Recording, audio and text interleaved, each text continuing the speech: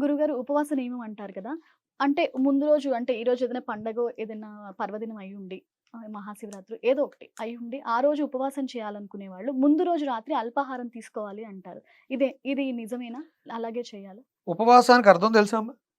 ఉపవాసించడం అంటే ఏంటి? కడుపుని కా మార్చేయటం, ఎండగట్టేయటం, కాదు. ఏమీ తినకుండా ఉండటం హ్మ్. కదా! కాదు కదా! ఆ! భగవంతుడికి దగ్గరగా ఉండడం. హ్మ్. అంటే హిందూ ధర్మాన్ని పక్కన పెడితే హ్మ్. ఆయుర్వేద శాస్త్రం హ్మ్. లంకణం పరమౌషధం అని చెప్పింది. హ్మ్. అంటే ఎందుకు నువ్వు భగవంతుడిని ఆరాధించాలి? ఎందుకు ఆరాధిస్తున్నావు అంటే హ్మ్. లౌకికమైనటువంటి వాంఛలు తీర్చుకోవడానికి హ్మ్. కదా! హ్మ్. నీకేవో కోరికలున్నాయి. హ్మ్. ఆ కోరికలు తీర్చుకోవడం కోసం ఉపవాసం చేస్తే, ఈ పూజ చేస్తే హ్మ్. ఈ ఫలితాలుంటాయి. హ్మ్. అవేమీ లేవు అన్నప్పుడు నువ్వు చేస్తావా? చెయ్ చెయ్యి. నిజం. అంటే ఉపవాసించడం అంటే భగవంతుడికి దగ్గరగా ఉండడమే. హ్మ్. తిండి మానేయటం కాదు. హ్మ్. ఆయుర్వేద ధర్మం అంటే ఇక్కడ ఆయుర్వేదము, హ్మ్. హిందూ ధర్మము మనకు నేర్పింది ఏంటి అంటే హ్మ్. జీవన విధానాన్ని నేర్పింది. హ్మ్. మనం ఇంతకుముందు మాట్లాడుకున్న ఎపిసోడ్‌లో హ్మ్. ఒకసారి తింటే యోగి, 2 సార్లు తింటే భోగి, 3 సార్లు తింటే రోగి. రోగి. ఇక్కడ ఉదయం అల్పాహారం తీసుకున్నావు. హ్మ్.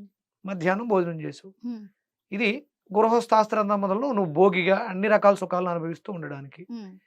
ఇప్పుడు రేపు ఏకాదశి, హ్మ్. ఇవాళ దశమి. హ్మ్.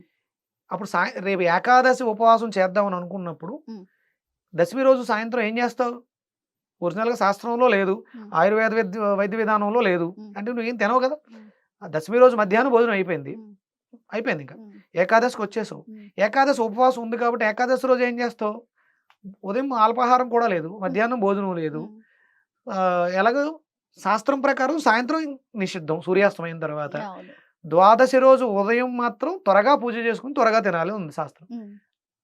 ఇంకేముంది? నువ్వు పని కట్టుకొని కొత్తగా నేను ఏకాదశి ఉపవాసం చెయ్యాలి అన్నప్పుడు ముందు ఇది చెయ్యాలి అని పెట్టుకోవాల్సిన అవసరం ఏముంది? హ్మ్. అది హిందూ ధర్మంలో ఆయుర్వేద వైద్య విధానం మిళితమై ఉంది. హ్మ్. నువ్వు కొత్తగా ఇంకేం చేయక్కర్లే. హ్మ్. నీ దగ్గర బోలెడన్ని మందులున్నాయి. నీ ఒంట్లోనే ఉన్నాయి. హ్మ్. నీకు నొప్పొస్తుంది. హ్మ్. కావాల్సింది టాబ్లెట్‌లు ఏమిస్తారు? హ్మ్. డైక్లోఫెనాక్ ఇవ్వాలి. ఎస్క్లోఫెనాక్, డైక్లోఫెనాక్ నొప్పిని హ్మ్. మరిపింపజేసే టాబ్లెట్‌లు. హ్మ్. నొప్పిని తగ్గించే మాత్రలు కాదవి. హ్మ్. బాడీ టు బ్రెయిన్ ఉండే కనెక్షన్ కట్ చేస్తే హ్మ్. నొప్పి తెలియట్లేదు అంతే. అదే. బ్రెయిన్‌కెళ్ళట్లేదు కాబట్టి ఓహో! నొప్పి తగ్గిపోయిందనుకున్నాం. హ్మ్. తగ్గలేదు, నొప్పి అక్కడే ఉంది. హ్మ్. దాని డెన్సిటీ కానీ, హ్మ్. దాని ఫ్రీక్వెన్సీ గాని మారదు. హ్మ్. ప్రతి మనిషికి నొప్పి, మోకాలు నొప్పి హ్మ్. 432 హెర్ట్జ్‌లోనే ఉంటుంది. హ్మ్. అది నీకొచ్చినా అంతే ఉంటది, నాకొచ్చినా అంతే ఉంటది, చిన్న పిల్లోడికొచ్చినా అంతే, ముసలోడికొచ్చినా అంతే. హ్మ్. కానీ ఆ డెన్సిటీని తట్టుకునే కెపాసిటీ, ఫ్రీక్వెన్సీ నాకుంటే హ్మ్. నేను హై ఫ్రీక్వెన్సీలో ఉన్నప్పుడు నేను 1000 ఫ్రీక్వెన్సీలో ఉన్నాననుకో అమ్మ, హ్మ్. 432 నన్నేం డిస్టర్బ్ చేయదు. హ్మ్. ఇది 432 అలాగే ఉంటది. నా ఫ్రీక్వెన్సీ డౌన్ అయింది. హ్మ్. నేను కొంచెం నీరసంగా ఉన్నాను. హ్మ్. 1000 నుంచి నేను 200కొచ్చేసాను. హ్మ్. అప్పుడు నాకు అమ్మ బాబోయ్! నొప్పొచ్చేస్తుంది అనిపిస్తుంది. ఆ!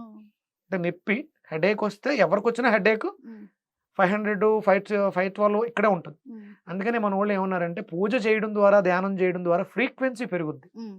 మీ ఫ్రీక్వెన్సీ పెరిగినప్పుడు దీని హెడ్జ్ హ్మ్. అంతే ఉంటది. హ్మ్. అది మనకి ఆనదు. హ్మ్. అంతే తేడా. ఇక్కడ మీరు ఏకాదశి ఉపవాసం ఇది ఏకాదశి కావచ్చు, నువ్వు భగవంతుడికి సంబంధించిన ఏ ఉపవాసాలు చేసినా, హ్మ్. సాయంత్ర పదార్థ నిషేధం ఎప్పటినుంచో ఉంది. హ్మ్. ప్రత్యేకంగా నువ్వు పని కట్టుకొని చేయక్కర్ల. అదే. ఒకవేళ హ్మ్. నువ్వు ముందు రోజు మాంసాహారి అయి ఉంటే, హ్మ్. దాన్ని విడిచిపెట్టాలి మధ్యాహ్నం భోజనంలో. ఓహో! నువ్వు దశమి రోజు మాంసాహారం తినేసి, ఆ! ఏకాదశి ఉపవాసం చేస్తానంటే కుదరదు. హ్మ్. ఎందుకంటే దాని డెన్సిటీ ఎంత? మాంసాహారం డెన్సిటీ హ్మ్. 580 540 అంటే అది అరగడానికి 54 గంటలు పడతది. పూర్తిగా శరీరం నుంచి వెళ్ళిపోవడానికి. అంటే అప్పటి వరకు నీకు ఉపవాసం ఉండే అర్హత లేదు. అమ్మా! ఆ! అంటే ఏకాదశి చేయాలంటే దశమి, నవమి. హ్మ్. అంటే నవమి రోజు నువ్వు మధ్యాహ్నం భోజనం చేస్తే, ఏకాదశి రోజు నువ్వు ఉపవాసం చేయడానికి అర్హత పొందావు. నాన్ వెజ్ తినేవాళ్ళు. తినే పదార్థాల మీద ఆధారపడి ఆ! ఆ! ఉంటది. నువ్వు చేప తింటే దాని డెన్సిటీ హ్మ్. ఫ్రీక్వెన్సీలోనే చూడాలి. హ్మ్. మాంసాహారం హై ఫ్రీక్వెన్సీలో ఉంటది. హ్మ్. అందుకని మన మెదడు సరిగ్గా పనిచేయదు కాబట్టి తినకూడదు. మనం ఉండే ఫ్రీక్వెన్సీ మీద ఆధారపడి ఉంటది. అది ఫ్రీక్వెన్సీ ఎందుకంటే ఇప్పుడున్నటువంటి యూత్ హ్మ్. సైంటిఫిక్‌గా మాట్లాడతారు కాబట్టి హ్మ్. హెడ్స్‌లు హ్మ్. సౌండ్ సిస్టమ్ మీద ఆధారపడి ఉంటది. హ్మ్. ఇప్పుడంతా శబ్దమే. హ్మ్. నన్నందరూ జూస్తూ ఉంటారు ఒక ఫ్రీక్వెన్సీలో. నా హ్మ్. వాయిస్ ఒక ఫ్రీక్వెన్సీలో ఉంటది. హ్మ్. నా వాయిస్ ఇప్పుడు 432 ఫ్రీక్వెన్సీలో ఉంది. అంటే దీంట్లో ఉన్న వాళ్ళందరూ నాకు కనెక్ట్ అవుతారు. హ్మ్. ఆ ఫ్రీక్వెన్సీ దాటితే హై ఫ్రీక్వెన్సీ నేను కొంచెం ర్యాష్గా మాట్లాడాను, ఫ్రీక్వెన్సీ మారింది, అప్పుడు అవతల వాళ్ళకి ఇవి తిడుతున్నట్టు అనిపిస్తూ ఉంటుంది, ఫ్రీక్వెన్సీ బ్యాలెన్స్ అయి ఉంటుంది. దీన్ని దృష్టిలో పెట్టుకుని మీరు ఉపవాసం ఎలా చేయాలో ఆలోచించుకోండి. మీరు ఏ ఫ్రీక్వెన్సీలో ఉన్నారు ఉంటే అప్పుడు మీ మనసు బాగుండాలి. లో ఫ్రీక్వెన్సీ అంటే 30-40లో ఉన్నారనుకో, మా చిరాకు, కోపం, ఇరిటేషన్ ఇవన్నీ వస్తూ ఉంటాయి. మనకు కొంతమంది నెగిటివ్ కామెంట్లు పెడుతూ ఉంటారు. వీళ్ళు ఏ ఫ్రీక్వెన్సీలో ఉన్నారంటే 70-80 ఫ్రీక్వెన్సీలో ఉంటారు. 432 రావాలంటే వాళ్ళకి చాలా టైం పడుతుంది, చాలా నాలెడ్జ్ ఉండాలి వాళ్ళకి. నాలెడ్జ్ ఉన్నవాడు నేను వాగేది పిచ్చివాగుడు, నేను చెప్పే దాంట్లో నిజం లేదు, నువ్వు నాతో కలవాల్సిన అవసరమే ఉంది, కామెంట్ చేయాల్సిన అవసరమే ఉంది.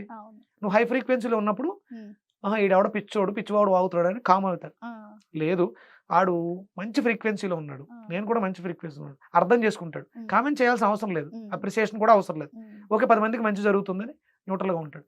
లో ఫ్రీక్వెన్సీలో ఉన్నవాళ్ళు అంటే దిగువ జాతి భావోద్వేగాలతో ఉంటే, తెలుగులో మాట్లాడుకోవాలంటే అంటే లోయర్ ఎమోషన్స్ అవన్నీ, మణిపూరకం నుంచి కిందకు ఉండేవన్నీ కూడా దిగువ జాతి భావోద్వేగాలు, అంటే సెక్స్, కోరిక, సంపాదన, ఇవన్నీ కూడా కింద జాతి, మూలాధారము, స్వాధిష్టానము, మణిపూరకం కింద, ఇవన్నీ కూడా అంటే వాళ్ళు మనోవేగాలన్నీ అలాగే ఉంటాయి.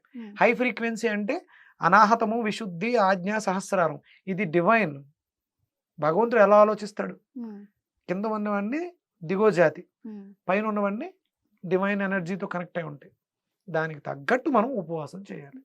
గురుగారు చాలా చక్కగా చెప్పారు, ధన్యవాదాలండి. అర్థమైందా? అసలు నాకు ఫస్ట్ ఏంటంటే నేను ఫస్ట్ ఒక షాక్ లో ఉన్నాను, ఇంత ధన్యవాదాలని చెప్పాను కానీ నిజంగా ఉపవాసం చేస్తాము అదే అయిపోయింది ఇంకా ఆ రోజు చేసేసాము అనుకోవడమే తప్పితే ముందు రోజు ఉపవాసానికి ఇంత ఉంటుంది, మనం తినే ఆహారంలో ఇన్ని నియమాలు ఉంటాయి అనేది నిజంగా ఫస్ట్ నీకే నేను అర్థమయ్యేలా చెప్పాలి, నీకే అర్థం కాకపోతే చూసే వాళ్ళకి ఏమర్థం అవుతుంది. ఇన్ని నియమాలు ఉంటాయని నిజంగా షాక్ లోనే ఉన్నాం. అంటే మెయిన్ తెలుసుకోవాల్సిన విషయాలు ఎన్నో చెప్పారు, నిజంగా అర్థం కాకపోవడం కాదు, ఇన్ని తెలియకుండా చేస్తున్నావా ఇప్పుడు నేను ఫ్రీక్వెన్సీలు హెడ్జెల్ గురించి ఎందుకు మాట్లాడానంటే ఇప్పుడు పిల్లలందరూ కూడా ఇదే ఈజీగా అర్థం అవుతుంది. సౌండ్ మనం ఒక థియేటర్కి వెళ్ళినప్పుడు డిటిఎస్, డోల్బీ, అట్మాస్ వీటిని ఎంజాయ్ చేస్తున్నాం కదా, అవి అద్భుతంగా ఎలాంటి వాడినైనా సరే డాన్స్ వేస్తాయి, ఫ్రీక్వెన్సీ బాగుంటాయి. లో ఫ్రీక్వెన్సీలో ఉంటే, లో ఫ్రీక్వెన్సీ ఏంటి మనకు చూడండి, శవయాత్ర చేస్తున్నప్పుడు వాయిస్తారు, అవి లో ఫ్రీక్వెన్సీ.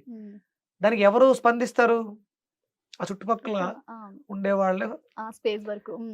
అంటే ప్రతి మనిషి ఇప్పుడు ఒక బెంచ్ కారులో వెళ్ళేవాడు ఫ్రీక్వెన్సీ ఎంతలో ఉంటుంది, హై ఫ్రీక్వెన్సీలో ఉంటుంది. వాడు వీటికి స్పందించిన కంట్రోల్ చేస్తాడు, నేను చేయకూడదు, అదే ఫ్రీక్వెన్సీ, అదే మనిషిని నడిపిస్తుంది. ఫ్యూచర్ అంతా దీని మీద ఉందమ్మా.